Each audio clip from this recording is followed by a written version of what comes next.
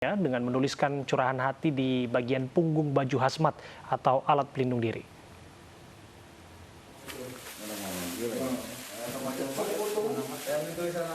Ada yang berbeda dalam persiapan petugas instalasi pemulasaraan jenazah COVID-19 di RSUD Soekarjo Tasikmalaya, Jawa Barat.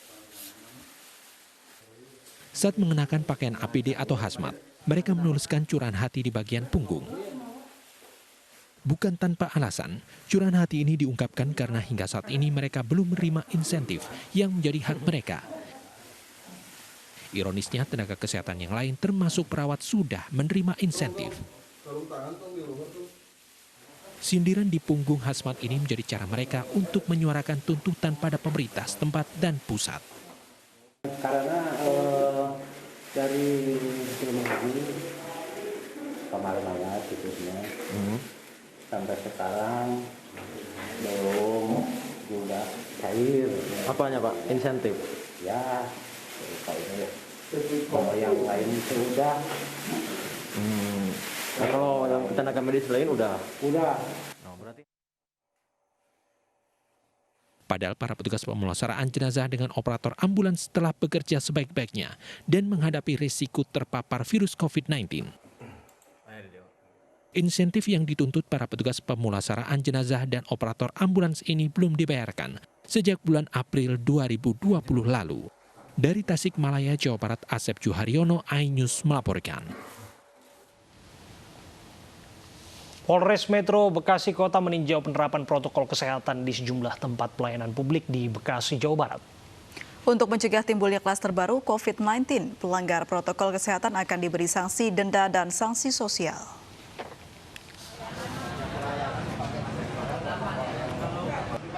Aparat kepolisian dari Polres Metro Bekasi Kota dan sejumlah polsek yang ada di Bekasi mengunjungi pusat layanan SIM dan SKCK Polres Metro Bekasi. Polisi meninjau penerapan protokol kesehatan mulai dari penerapan jaga jarak hingga memeriksa satu persatu suhu tubuh pengunjung dengan menggunakan termogan dan menyemprotkan cairan disinfektan ke setiap sudut Polres Metro Bekasi Kota. Polisi juga mendatangi stasiun dan pasar Keranji. Di tempat ini polisi temukan sejumlah warga dan pedagang di pasar Keranji yang tidak bermasker. Kapolres Metro Bekasi Kota menyebut akan menindak tegas jika ditemukan anggota kepolisian dan warga yang tidak mengindahkan protokol kesehatan COVID-19. Ya, alhamdulillah kami sudah berkunjung tadi juga ke stasiun maupun ke pasar Keranji. Lebih banyak yang menggunakan masker walaupun ada 1-2 orang ya, tapi sudah kami himbau dan mereka sebenarnya membawa, cuman dikantongi. Ya, tentunya dalam pelaksanaan ini kita memberikan edukasi, ya, bimbingan, dan tentunya kita akan memberikan teguran kepada yang bersangkutan sehingga tidak terulang kembali dan tetap mematuhi protokol kesehatan. Saat ini Kota Bekasi memiliki jumlah positif COVID-19 yang tinggi di Jawa Barat.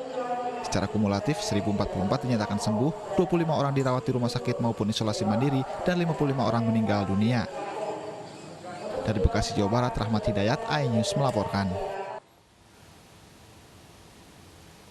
Terapi plasma darah dinilai menjadi salah satu cara mengobati pasien COVID-19. Ratusan penyintas corona klaster Secapa Angkatan Darat pun mendonorkan plasma darah untuk mempercepat penyembuhan pasien COVID-19.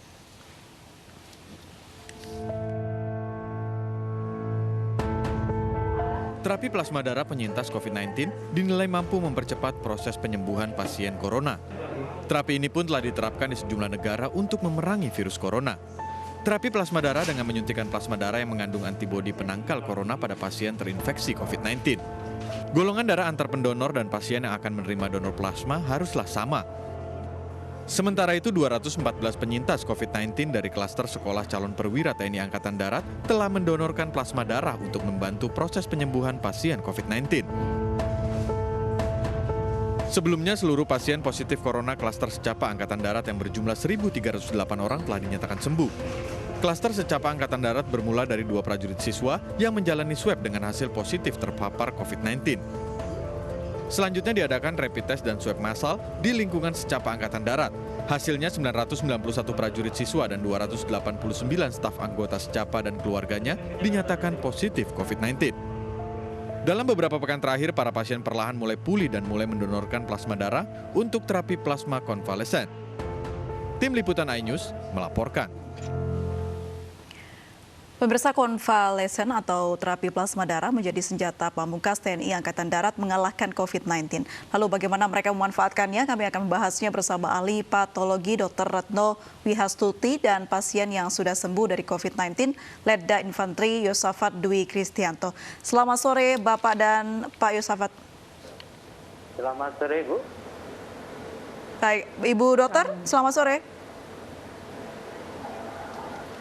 Selamat sore, Mbak. Baik, saya ke selamat sore. Letda Infantri Yosafat terlebih dahulu. Boleh diceritakan Pak Yosafat bagaimana awalnya akhirnya menyumbangkan donor plasma darah begitu? Baik, Mbak. Jadi pertama, awal mulanya saya jelaskan dulu. Jadi sebelum kami dinyatakan positif ini, jadi kami tidak tahu ini penyakit apa. Jadi yang saya rasakan, jadi di sekolah calon perwira di Angkatan Darat di Sabah ini, jadi kami macam-macam. Jadi ada yang tanpa gejala dinyatakan positif, tapi yang saya rasakan berbeda. Jadi yang pertama, saya merasakan badan saya sakit. Jadi badan saya sakit seperti kayak saya mau mengalami penyakit malaria. Jadi di persendian sakit, terus di mata panas, terus pernapasan saat lari berpengaruh. Jadi biasanya kami lari itu setiap hari kami merasakan tidak ada gangguan. Tapi setelah itu kami lari dari kompi ke ruang kelas, ke rumah makan, kami sangat terganggu sekali. Itu yang pertama. Terus yang kedua, jadi kami hampir di peton saya yang di kompi C itu merasakan kami tidak bisa mencium. Jadi mencium hal bau-bauan kami tidak merasakan. Jadi bukan saya sendiri, tapi ada rekan kebanyakan di peton saya gitu, tidak bisa mencium. Jadi setelah itu kami diambil sama dan Menses, sama Wadan Menses disampaikan bahwa informasinya dari anggota Sesapa itu disinyalir 2 orang itu ada yang reaktif sama anggota kesehatan. Pak Yosafat, singkat cerita bagaimana proses penyembuhan Anda? Ya, baik, jadi setelah kami dinyatakan positif, jadi kami langsung dibawa ke rumah sakit Distira. 25 orang, jadi di situ kami mendapat perawatan. Jadi perawatan medis, diisolasi selama 1 minggu. Jadi kami tidak boleh keluar, jadi kita berada di ruangan dan kegiatan kami di situ kami melaksanakan dikasih pengobatan pagi, siang, sore. Dan pagi hari kami melaksanakan penjemuran badan 30 sampai 45 menit. Setelah 1 minggu kami dipulangkan di Sesapa. Betul Anda atau beberapa rekan Anda sempat menjalani terapi konvalesen? Ya, jadi gini, ya, jadi waktu itu kami dinyatakan positif swab pertama. Jadi setelah kami dari Distira, kami masih positif lagi, di swab lagi. Akhirnya kami ditangani sama pihak kesehatan UNER. Kesehatan UNER, kami tanyakan pihak kesehatan UNER sama medis dokter Angkatan Darat. Jadi kami dirawat di situ, ditangani khusus, itu selama kurang lebih 14 hari. Apakah juga mendapatkan donor plasma darah juga untuk bisa sembuh, Pak Yosafat?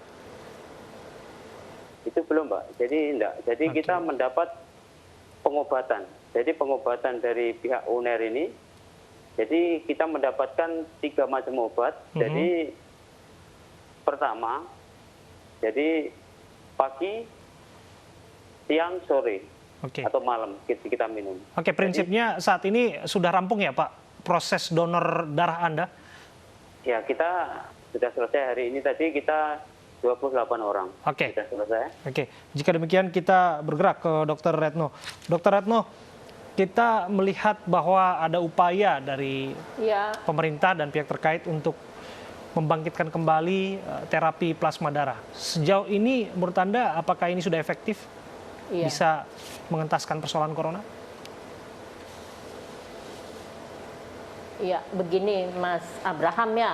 Jadi sebetulnya plasma konvalesen adalah terapi tambahan, ya. Jadi bukan terapi utama karena sampai saat ini antivirus yang efektif dan juga paten itu belum ada.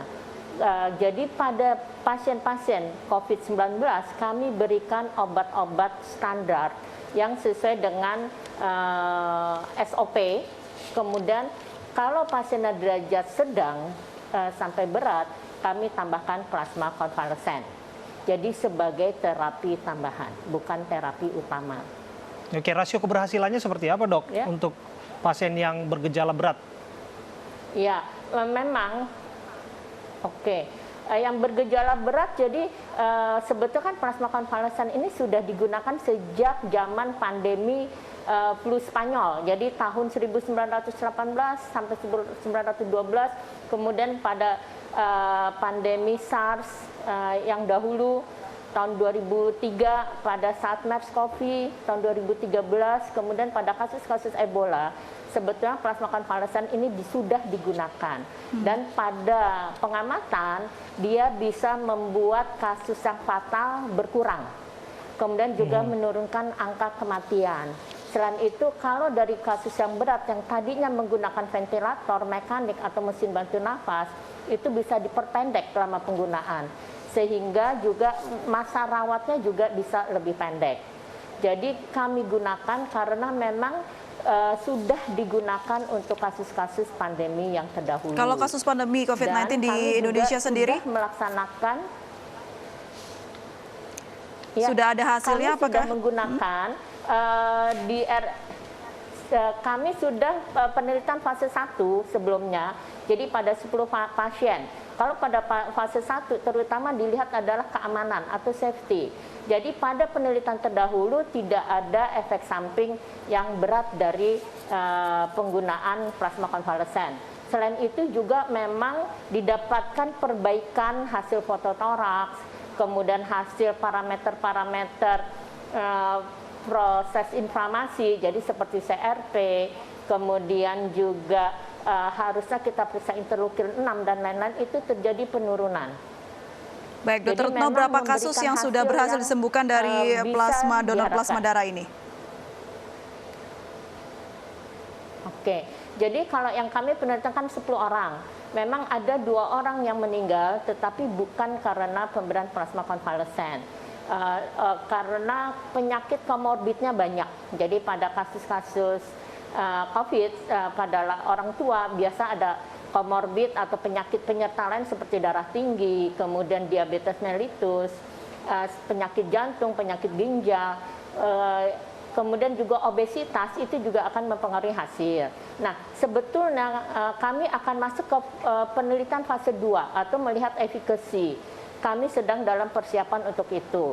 Tetapi plasma konvalesen ini sudah digunakan hampir di seluruh Indonesia, kami sudah membantu. Jadi banyak rumah sakit, baik dari rumah sakit tentara, rumah sakit pemerintah maupun rumah sakit swasta yang meminta plasma konvalesen untuk diberikan kepada pasien-pasien COVID-19 dan hasilnya baik. Ya, Dr. Retno, betulkah bahwa sesungguhnya yang dicari dari pendonor adalah antibodi yang kuat, yang bagus dari pendonornya? Iya, jadi memang diharapkan dari pendonor ya itu kan dia penyintas COVID-19, jadi orang penderita COVID-19 yang sudah sembuh. Diharapkan pada penyintas COVID-19 antibodi di darahnya kadarnya tinggi dan juga spesifik terhadap SARS-CoV-2. Oke, saya kembali ke Pak Yosafat. Jadi kami memberikan seperti vaksinasi pasif. Oke, kita akan dalami lagi nanti. Dok, Pak Yosafat, apa yang Anda lakukan bersama rekan-rekan Anda untuk memastikan tubuh Anda prima dan sehat dalam proses donor yang Anda lakukan hari ini? Ya Mas, jadi kami sudah dinyatakan negatif 2 kali. Waktu ada kunjungan Bapak Kasat itu tanggal 11 Juli 2020. Jadi Bapak Kasat sendiri menyampaikan kepada kami bahwa plasma darah itu konvalen itu bisa membantu rekan sama manusia, bisa menyembuhkan COVID-19 dan akhirnya tanpa ada paksaan apapun kami bermotivasi bagaimana kami harus sembuh. Jadi biar kami bisa membantu sesama manusia, rekan-rekan kami yang saat ini sedang sakit COVID-19. Akhirnya kami ditangani sama medis UNER sama tim kedokteran Angkatan Darat. Akhirnya kami positif, terus kami negatif 2 kali berturut-turut. Terus sebelum melaksanakan plasma darah kemarin, kami dicek ulang lagi. Kami di swab lagi, kami dicek darah lagi, kami sudah dinyatakan negatif dan kami siap untuk mendonorkan plasma darah. Dan akhirnya pada hari ini kami 28 orang berangkat lagi ke RSPAD. Baik, kita kembali ke Dr. Retno. Dr. Retno, butuh berapa lama waktu untuk mendonorkan plasma darah ke pasien COVID-19? Iya, biasanya sih sekitar 2 jam ya. Kemudian tadi darahnya setelah diambil kan akan disimpan di blood bank dengan suhu minus 30 derajat Celcius. Plasma tersebut dengan suhu minus 30 derajat Celcius bisa bertahan 1 tahun. Kalau dibutuhkan, maka tadi harus sama golongan darah, baik sistem ABO maupun resusnya. Nanti akan dilakukan dari darah yang di dalam blood bank tadi, dicairkan menggunakan plasma towel, dan juga sistem dilakukan cross matching atau uji reaksi silang, itu semua butuh waktu sekitar 2 jam. Oke, Dok, bagaimana anggapan bahwa tentara ini kan prima, kondisi tubuhnya sehat dan sebagainya. Apakah memang ada harapan baik di balik ini semua bahwa akan dapat antibodi yang kuat dan tinggi sebagaimana yang disebutkan tadi? Iya, memang sebelum menjadi donor mereka harus diperiksa kadar antibodinya. Yang memenuhi syarat adalah di atas 1000. Sebagian besar mereka memenuhi syarat tersebut. Jadi memang kadar antibodinya harus tinggi. Sedangkan kuat tidaknya itu memang harus dibuktikan ya, dibuktikan secara ilmiah. Tetapi yang pasti antibodi ini spesifik terhadap SARS-CoV-2. Jadi bisa diharapkan bisa melawan virus ya. Jadi plasma konvalesen ini bisa 2 proses, dia bisa menghambat penyakit COVID-19. Pertama, dia bisa antivirus. Kedua, dia juga bisa mengatur proses-proses inflamasi yang terjadi atau bersifat sebagai imunomodulator. Sehingga diharapkan kalau pada kasus yang sedang dia tidak bertambah menjadi berat atau bahkan menjadi kritis, diharapkan dengan pemberian plasma konvalesen ini. Baik. Saya kembali ke Letjen Infantri Yosafat. Pak Yosafat, apakah dengan adanya donor plasma darah ini, Anda dan rekan-rekan lainnya membuat treatment khusus kesehatan begitu, agar tetap prima? Ya Pak, jadi setelah kami dinyatakan negatif berturut-turut, jadi kami sudah kembali normal memang. Jadi kami mengikuti kegiatan di lembaga pendidikan lanjutan ini. Jadi kami sudah tidak merasakan waktu kita dinyatakan positif. Waktu kita masih positif itu, kita melakukan olahraga, kita mengalami kelelahan yang berarti. Cepat capek. Tapi kalau sudah kita dinyatakan negatif, sudah seperti kayak ini, sudah 2 kali berturut-turut, kami seperti sedia kala lagi. Kami sudah fit lagi, mau melaksanakan aktivitas sehari-hari, kami sudah kembali lagi seperti normal sedia kala saat ini. Baik, Pak Yosafat, ada hal-hal yang dirasakan atau berubah begitu setelah donor plasma darah? Yang kami rasakan setelah kami menyumbangkan donor plasma, saat ini tidak ada kendala apapun yang kami rasakan. Kami tetap sehat-sehat saja, kami tetap kuat, tidak ada masalah pusing-pusing atau bagaimana. Ya seperti biasa sebelum kami melaksanakan donor plasma.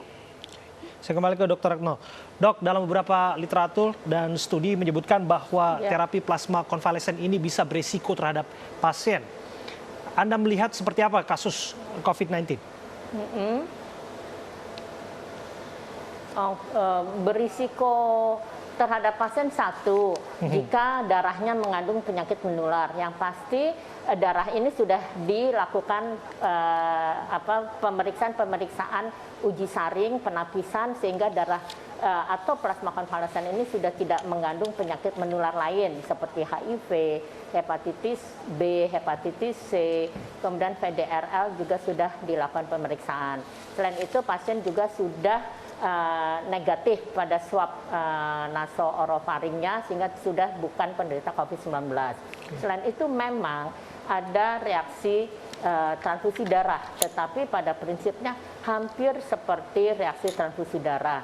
Yang ringan adalah reaksi alergi, kemudian bisa juga ada kita bilang reaksinya transfusion related lung injury atau kelainan parunya justru bertambah luas.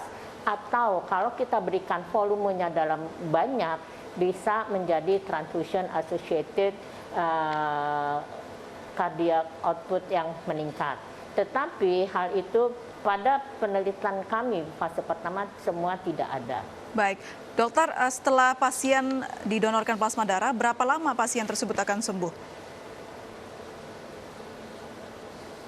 Ya, memang tadi pada pemeriksaan, pada evaluasi kami, jadi kan kami berikan plasma yang awal itu adalah 3 kali 100 cc pada hari ke-1, 3, 6. Kemudian pada hari ke-7 kami evaluasi. Pada hari ke-7 terjadi perbaikan parameter inflamasi dan juga fototoraks. Tetapi kebanyakannya di atas 14 hari. Memang sampai saat ini banyak kasus COVID-19. Kalau kita bilang sembuh sampai negatif, banyak sampai yang 28 hari. Baik, terima kasih Dr. Retno Wihastusti. Mereka jauh lebih baik. Baik, baik. Dan juga Letda Infanteri Yusafat, terima kasih sudah bergabung dan berbincang bersama kami di iNews Sore. Selamat sore.